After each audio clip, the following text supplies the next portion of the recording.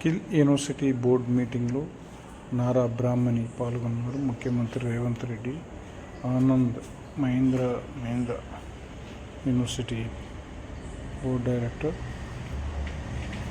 పాల్గొన్నారు. స్కిల్ యూనివర్సిటీకి 150 ఎకరాల భూమి 100 కోట్ల రూపాయలను కేటాయిస్తున్నట్టు ముఖ్యమంత్రి రేవంత్ రెడ్డి తెలిపారు. దేశంలో ప్రతిష్టాత్మకంగా ఉండాలని దాన్ని మెరుగైన పరిస్థితులు ఏర్పరచాలని ముఖ్యమంత్రి రేవంత్ రెడ్డి అన్నారు.